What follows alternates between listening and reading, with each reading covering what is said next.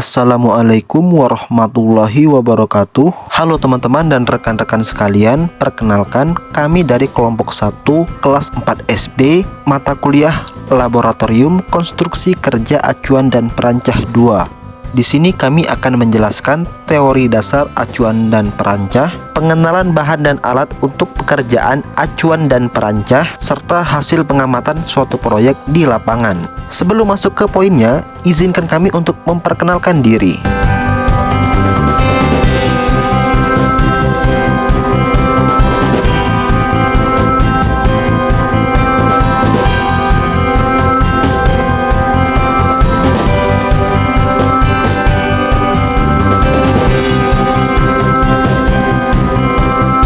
Oke teman-teman, sekarang kita masuk ke poin pertama, yaitu teori dasar acuan dan perancah.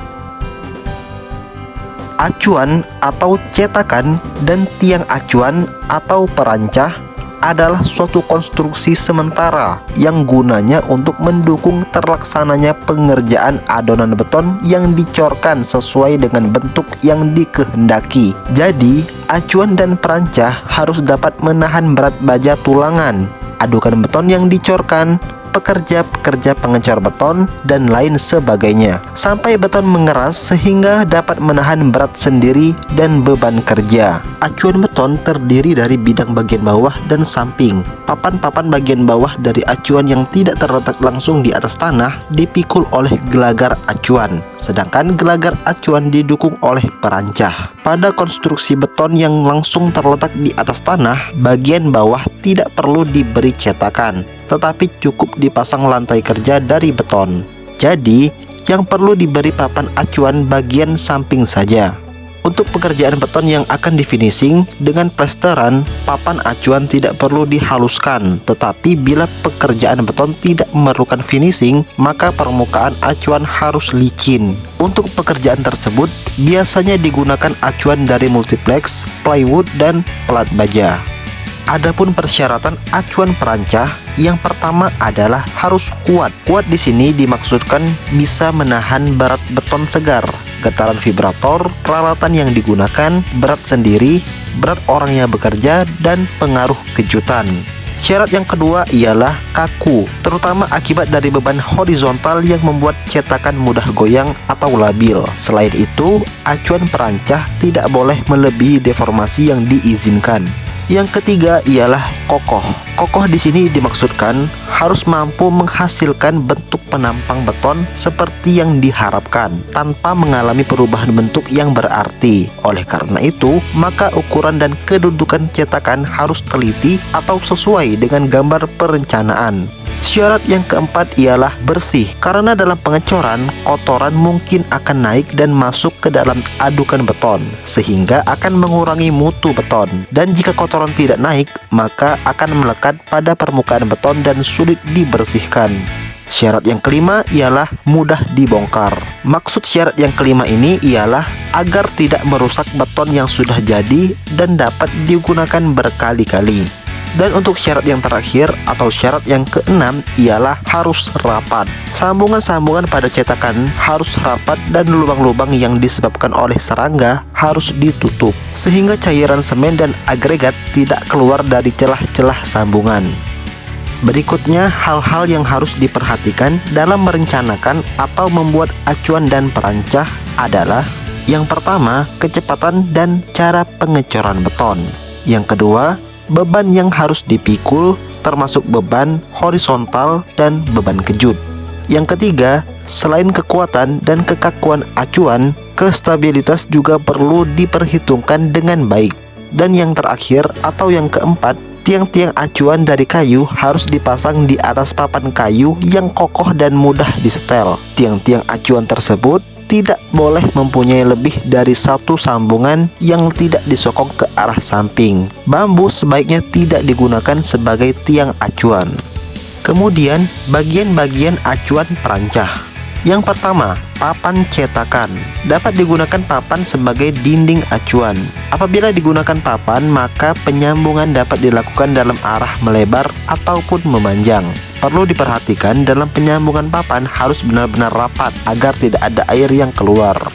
Bagian yang kedua ialah kelam perangkai. Kelam merupakan unsur acuan dan perancah yang mempunyai dua fungsi, yaitu fungsi yang pertama adalah sebagai bahan penyambung papan acuan pada arah memanjang maupun melebar, dan fungsi yang kedua adalah sebagai bahan pengaku acuan pada arah melebar.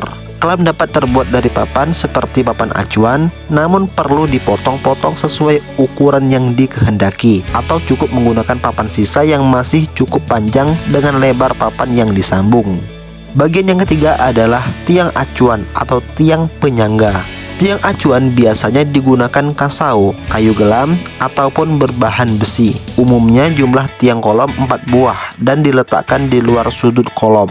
Jarak pemasangan tiang penyangga tergantung dari beban yang ditopang, ukuran balok, ukuran penampang maupun panjang tiang penyangga itu sendiri, dan skur atau pengaku.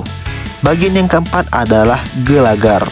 Gelagar berfungsi sebagai penopang langsung dari acuan yang ada, serta dapat berfungsi untuk mengatur elevasi yang diinginkan dari acuan. Gelagar terbuat dari bahan kayu berukuran balok maupun papan.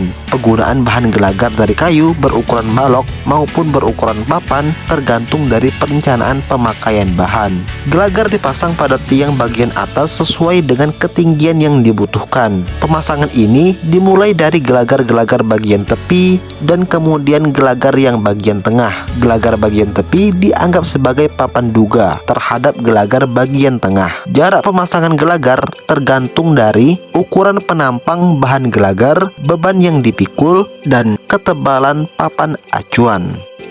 Beralih ke poin selanjutnya, yaitu tools keselamatan dan kesehatan kerja atau K3. Sebelum melakukan praktikum, kita wajib mengenakan keselamatan dan kesehatan kerja, mulai dari memakai helm, memakai body harness, memakai sarung tangan, dan tak lupa memakai sepatu safety. Lanjut ke topik berikutnya, yakni alat dan bahan yang harus disiapkan ketika akan memulai praktikum acuan dan perancah 2. Adapun beberapa alat yang harus disiapkan antara lain gergaji potong, gergaji besi, tang, palu, meteran, water pass, unting-unting, dan lain sebagainya. Adapun beberapa bahan yang harus kita siapkan sebelum memulai praktikum antara lain balok kayu, papan kayu, paku, tali, kawat pengikat, plywood, atau multiplex. Oke teman-teman, kita beralih ke topik berikutnya, yaitu hasil pengamatan kami terhadap suatu proyek di lapangan. Pertama-tama, kami melakukan pekerjaan merakit besi tulangan atau sloof, tepatnya pada proses atau salah satu tahap pembangunan Masjid At-Turoiki di Politeknik Negeri Sriwijaya. Adapun langkah-langkah yang kami amati dalam merakit besi tulangan atau sloof adalah: langkah pertama yaitu menyiapkan besi tulangan sesuai kebutuhan dan kawat untuk mengikat besi tulangan. Langkah kedua, siapkan peralatan untuk proses merakit besi tulangan. Lalu, buat cetakan untuk membuat besi cincin atau sengkang. Dan yang keempat, rakit atau satukan besi cincin atau sengkang dengan besi tulangan sesuai dengan ukuran.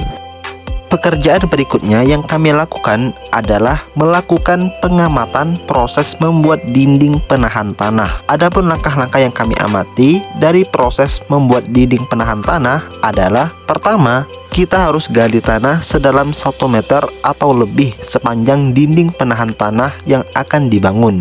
Lalu tutup area galian dengan kain agar kotoran tidak masuk ke dalamnya. Berikutnya, tandai titik pasti dinding penahan dengan tiang dan tali. Kemudian berikan tumpuan pada tali sebagai penanda bagian atas dinding penahan. Selanjutnya, gali parit kecil di bagian bawah untuk menjadi penampung balok. Lalu gunakan water pass untuk meratakan kemiringan alas balok. Susun balok semen sesuai dengan simetris dan rapat. Lalu rekatkan dengan adukan cair semen dan pasir. Berikutnya, ulangi penyusunan hingga dinding penahan terbentuk.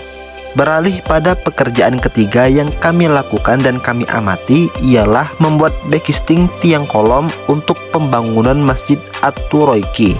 Adapun pekerjaan persiapan untuk pembuatan backisting tiang kolom yaitu: yang pertama, tentukan terlebih dahulu ukuran dimensi penampang kolom yang akan dibuat. Misalnya 25 kali 35 cm persegi, 20 kali 30 cm persegi, atau 12 kali 40 cm persegi, dan sebagainya. Lalu tentukan rencana ketinggian kolom yang akan dibuat, misalnya 4 meter, 4,5 meter, atau 5 meter, dan sebagainya. Yang perlu diperhatikan adalah ketentuan hal yang saya sebutkan tadi biasanya dapat dilihat pada gambar bestek bangunan. Berikutnya, tahapan membuat backisting kolom. Langkah pertama, potong triplex sesuai ukuran yang ditentukan. Lalu, lakukan penyambungan dua triplex tersebut dengan menggunakan kayu. Kemudian, rakit keempat lembar triplex yang telah diberi pengaku kayu.